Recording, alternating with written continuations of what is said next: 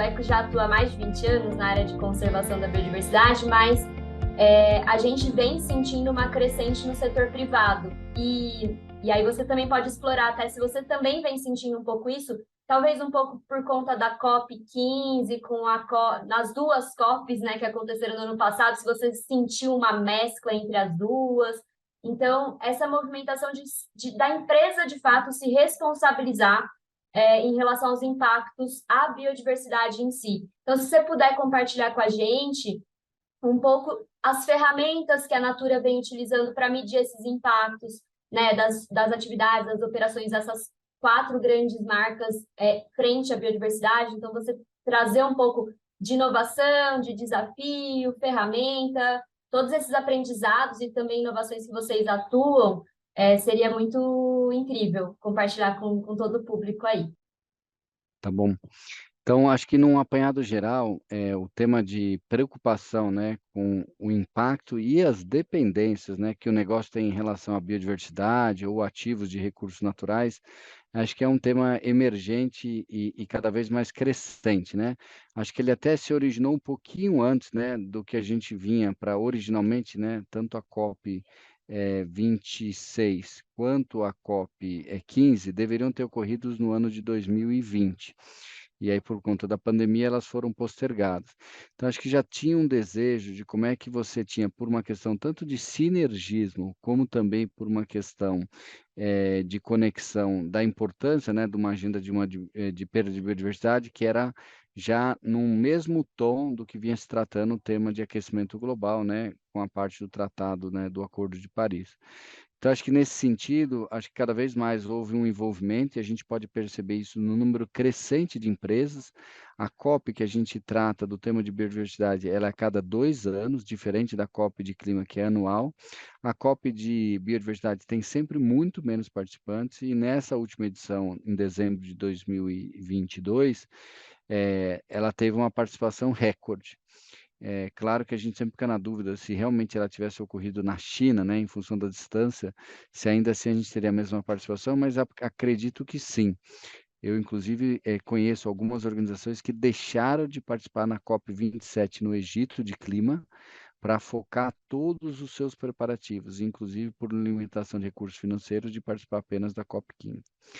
E acho que nesse sentido, acho que as empresas vêm também tentando, no mesmo jeito que elas tentam alinhar um pouco da agenda do seu modelo de negócio aos cenários científicos de dados do que a gente precisa reverter, no caso de clima, obviamente o aquecimento global, e no caso da biodiversidade, a perda da biodiversidade, como é que a gente utiliza os parâmetros científicos para garantir que as linhas de ação que as empresas estão adotando são robustas o suficientes para responder o esforço necessário que precisa ser feito. Então, acho que nesse sentido tem uma série de ferramentas que estão ainda em desenvolvimento do ponto de vista de agenda da natureza, de biodiversidade. É nítido reconhecer, né, que tanto a base de dados como um consenso científico em relação à metodologia, ela está num outro estágio em relação à parte de clima, não só por uma questão, acho que de priorização, mas sobretudo por uma questão de complexidade. Quando a gente fala, né, de um arranjo, por exemplo, de perda e mapeamento de dependência de biodiversidade, a gente está falando que é um arranjo local, num determinado ponto. Isso quer dizer, mesmo quando a gente está falando do mesmo país ou do mesmo bioma, se a gente tiver 2 localidades diferentes dentro desse mesmo bioma, dentro desse mesmo país, você pode ter resultados totalmente diferentes. Quando a gente fala para clima, já é uma questão muito mais global, não tem tanto essa interferência dessa coordenada geográfica. Claro que tem um pouco da exposição de risco, né, mas o impacto é um impacto muito mais global do que o impacto local. Então, acho que isso também contribui um pouco para essa morosidade no desenvolvimento das ferramentas.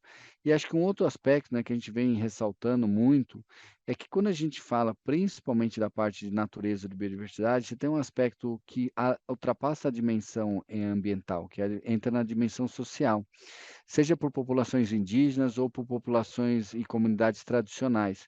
Então, que são populações que ancestralmente, né, sabiam conviver com a natureza e tinham essa harmonia, de que faziam a extração de recursos apenas, obviamente, para a sua sobrevivência, e que a gente, obviamente, por uma questão de demanda, né, de insumos, acabou perdendo um pouco desse equilíbrio. É até interessante notar quando você pega, e a gente tem dentro do grupo uma empresa australiana, que quando as pessoas da Austrália se referem, né, às suas populações, locais e tradicionais, eles têm muita reverência, né, de falar dos povos que ajudaram na preservação durante anos e anos e décadas e séculos da questão da biodiversidade da natureza no seu país, ainda mais sendo uma ilha, né. Então acho que tem esse aspecto.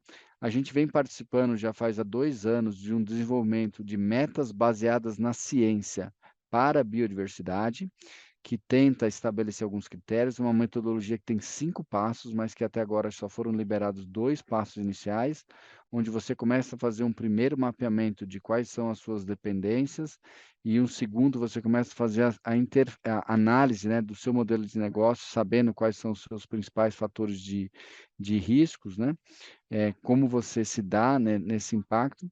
E aí agora estamos esperando serem liberadas, né, o passo 3, 4 e 5 para complementar essa metodologia.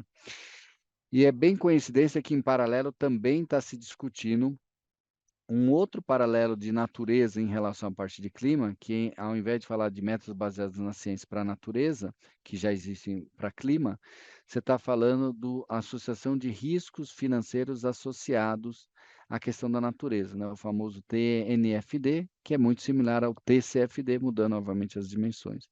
Acho que aqui, de novo, né, um desafio de como é que você deixa esse framework robusto para contemplar todas essas situações que eu falei de particularidades, de às vezes estar falando do mesmo bioma, do mesmo país, mas de localidades diferentes, e de incorporação, obviamente, desse impacto que tem nesse aspecto social. Por acaso, os 2 frameworks estão previstos para ser liberados no terceiro trimestre desse ano de 2023. Então, é uma coincidência, né, que acabou tendo, e acho que entra num momento muito feliz, porque acho que depois de muito esforço e apesar de algumas descrenças, né, a gente teve um resultado muito positivo da COP15, que foi realmente a aprovação do Acordo da Natureza com as suas respectivas metas, né, substituindo as metas de Aichi, e sendo que tem a meta 15, que é talvez aquela que o setor privado está olhando para ver como é que você faz o relato, né, e a abertura dos impactos que você gera na natureza. E acho que nisso cada um dos frameworks está tentando se estabelecer como sendo a referência, como quando a gente fala na parte de clima, né, o protocolo do GHG, o protocolo de gás de efeito estufa, é considerado e é adotado por 99,9% das empresas. Então, acho que esse é o momento que a gente está acompanhando as 2 metodologias, 2 frameworks, para tentar ver qual que se encaixa. Os frameworks se baseiam em outras metodologias também, né, seja do NCORE, ou até mesmo do número de espécies abundantes, né, de biodiversidade no seu espaço. Acho que isso é outra coisa que também gera essa dificuldade, como você tem uma série de ferramentas, qual é aquela que talvez traduz melhor a realidade, e também não está muito claro quantas bases dessas ferramentas têm o critério realmente de regionalização, das fontes de informação para que a gente possa traduzir exatamente o que você está acessando em relação ao seu modelo de negócio e que você está avaliando, né? Porque acho que no final, quando a gente fala dessa parte de gestão de risco, a gente esquece de falar que a gestão de risco está sempre associada também a uma questão de gestão das oportunidades.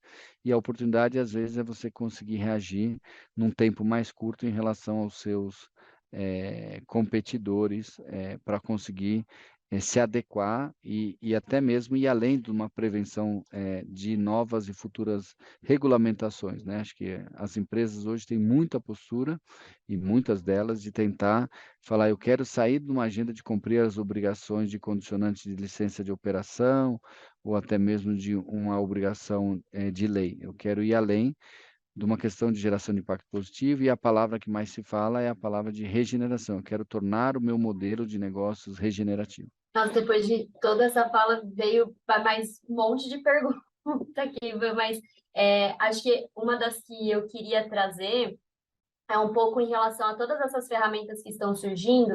Eu vou fazer 2 em uma. Primeiro se a medida em relação ao impacto você vai aplicar esse framework para entender, por exemplo, como que a Natura está impactando a biodiversidade, né? Impacta com as operações na biodiversidade. mas tem também a parte de aplicar o reverso, né? Como que os efeitos e tudo que está acontecendo em relação a desastres e tudo mais também afeta as operações. Você sabe se já tem ou se vai sair nessas outras partes dessa ferramenta isso também de ser o reverso para entender? Porque a natura ela se baseia muito em recursos naturais e que está muito ali com comunidades tradicionais, ribeirinhas, por exemplo, e que, né, estão imersas à floresta e alguns outros biomas. Isso também você acha que vai dar para mensurar o tanto que impacta quanto como é impactado? Essa é a parte que acho que é o grande desafio quando a gente fala da área de sustentabilidade, né, ou dessa conexão, quando a gente fala de realmente incorporar o tema da sustentabilidade na agenda corporativa, do planejamento estratégico, do modelo de negócio, da gestão de riscos, é um pouco dessa conexão que a gente vê dos diversos frameworks. Porque, como você bem ressaltou, Dani, quando a gente fala da parte do TCFD, a gente fala dos riscos físicos e dos riscos de transição para essa economia, né, de baixo carbono. E acho que um conecta com o outro, porque quanto mais a gente percebe, né, que de repente você tem aumento de temperatura, uma menor escassez de recursos hídricos para a região, obviamente você pode afetar um pouco das suas operações, ou até mesmo condições adversas, de repente, de ter enchentes. Então, como é que você trata? Então, acho que esses temas a gente vem tratando um pouco, e isso ajuda para a gente no modelo, grande parte dos nossos ativos naturais vem do modelo de trabalho com pequenas comunidades, de trabalhos de modelo extrativista e não do modelo de cultivo. E nesse sentido, a natureza tem a sua sabedoria, né, da sua resiliência e resistência natural. E mesmo aquilo que a gente tinha modelos, por exemplo, de monocultura, a gente vem trabalhando num projeto que é um projeto, por exemplo, de como fazer, né, o Dendê sendo no modelo agroflorestal. E acho que a gente vê uma série de outras indústrias, de outro setor também fazendo essa integração, né, da lavoura com a pecuária, com a floresta, de como é que você cria modelos que têm, obviamente, a simbiose e mais que isso, cria um pouco dessa resiliência que acho que cada vez mais vai ser necessário. O clima vai mudar? Claro que vai mudar. Agora, a severidade da mudança é que isso a gente, obviamente, com o tempo vai conseguir entender essas intempéries climáticas, inclusive das próprias estações, né? Cada vez mais a gente vem vivendo, né? Nós estamos num mês que deveria já estar mais frio e a gente vive picos de calor. Então, essa inconstância do tempo, quanto mais o sistema for resistente e resiliente, isso ajuda. Então, acho que sim, não necessariamente eu consigo visualizar que as ferramentas vão ser integradas, mas é claro que acho que a grande chave das empresas é quando elas criam essa sua estratégia, elas combinam esses fatores para justamente cruzar e entender como a gente pode fazer um modelo de negócios que consiga endereçar e transformar, né, os desafios socioambientais em oportunidades de negócio. E aí, falando um pouco até nessa transição de negócios para negócios mais regenerativos, que exemplos você traz e até uma provocação? Você acha que a gente tem, inclusive, pessoas no mercado preparadas para isso, para atuar numa corporação, com conhecimento? Que tipo de conhecimento precisa agora se desenvolver a mais? Porque também é uma nova metodologia, então como que você vê a preparação do mercado, das pessoas que estão no mercado, o que que precisa para isso, e também para o próprio negócio, né? O que que você traria para incluir dentro da estratégia do negócio essa valoração, de fato, de serviços ecossistêmicos, ou para transicionar, ou para ampliar escopo?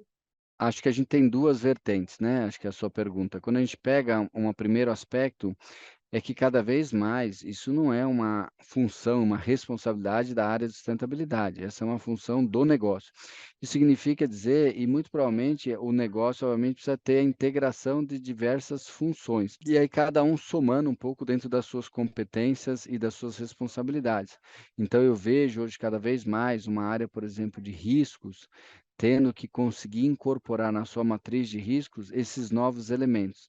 Isso faz com que não só já seja inserido na matriz, mas seja entendido, né, como é a relação, como é a interferência Quando a gente olha, por exemplo, uma área de controladoria, uma área de finanças, também entendendo, até porque tem muitas oportunidades de acesso ao capital, e o capital cada vez vai ficar mais difícil para aquelas empresas que não incorporarem no seu modelo de negócio ações que estejam em linhas tanto com o Acordo da Natureza quanto com o Acordo de Paris.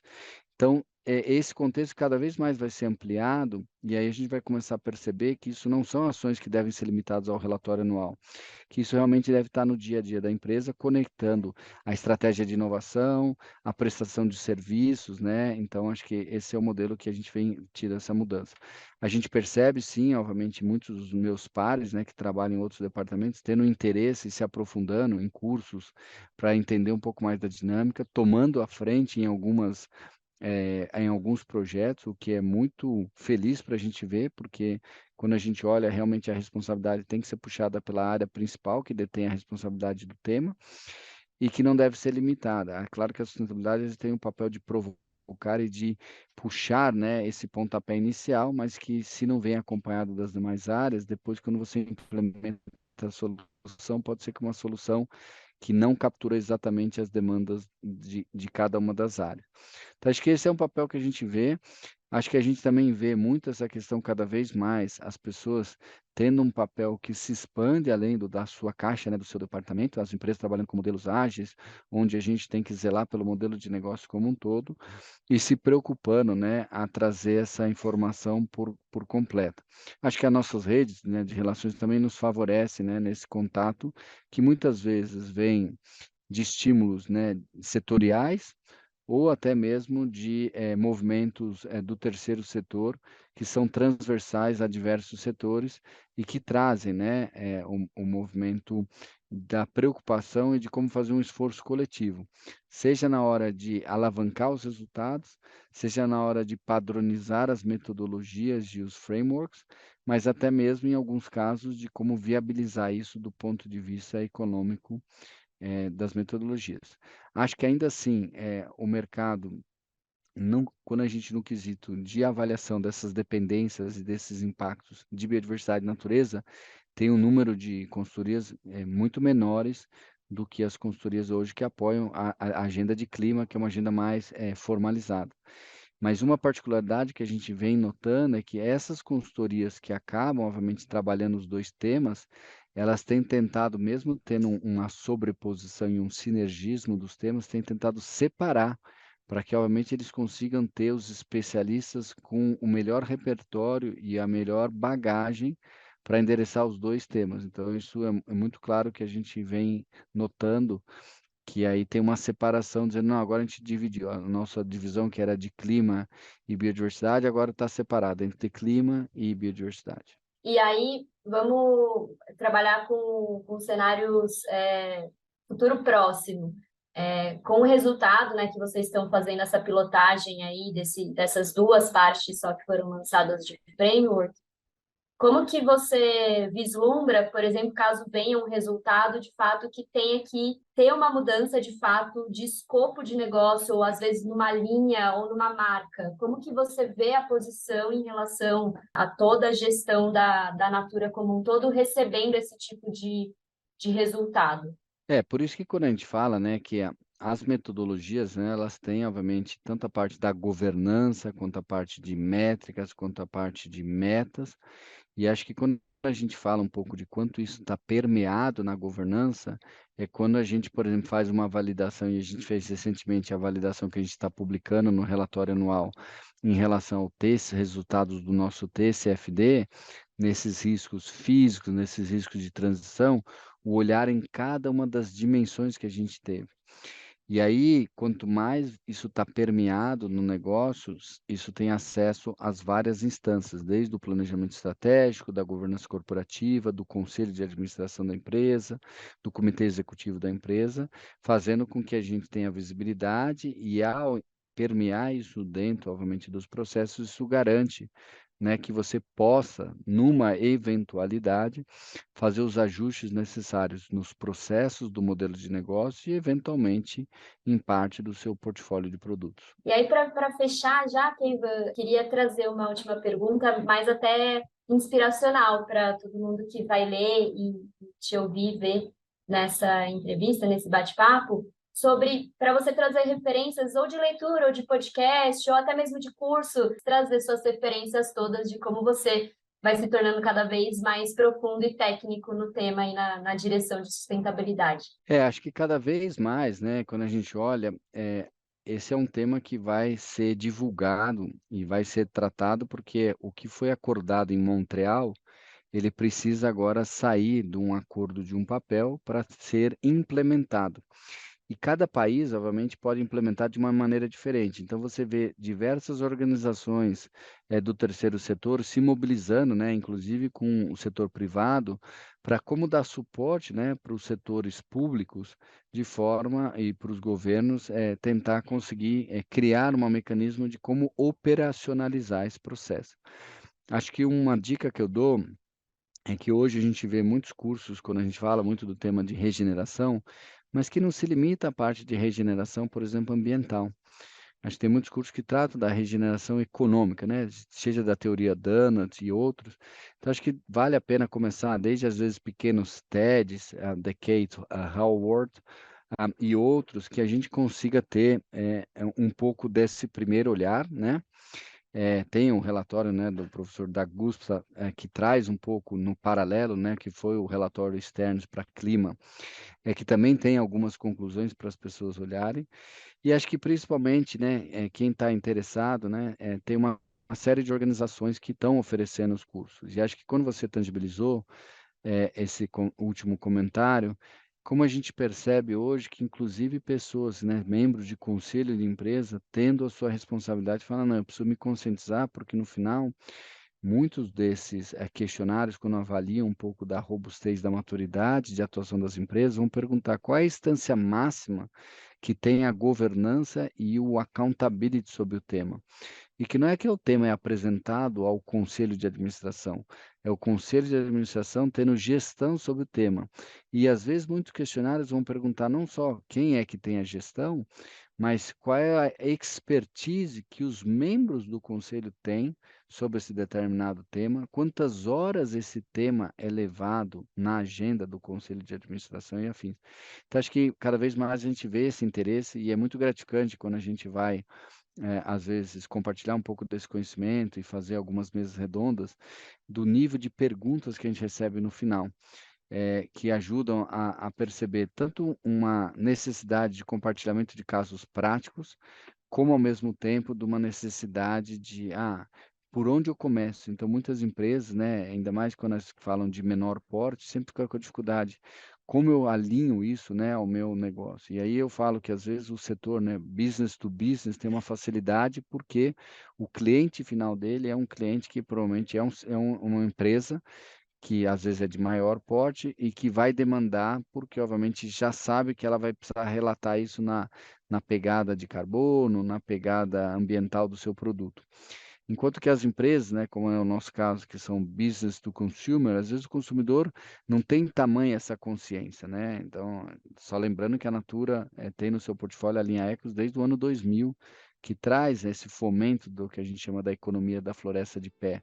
E que mesmo assim as pessoas ainda têm um pouco de dúvida exatamente qual é a contribuição e qual é o papel que a gente tem, né? Todos nós, né, antes de empregados ou empregadores, somos cidadãos. E acho que essa agenda, né, que a gente está vivendo, seja do acordo de clima, seja do acordo de natureza, vai demandar uma postura da nossa atitude como consumidores. O nosso comportamento de consumo precisa mudar, porque não haverão soluções técnicas capazes de cobrir 100% das barreiras tecnológicas que a gente vem vivenciando, pelo menos no curto prazo.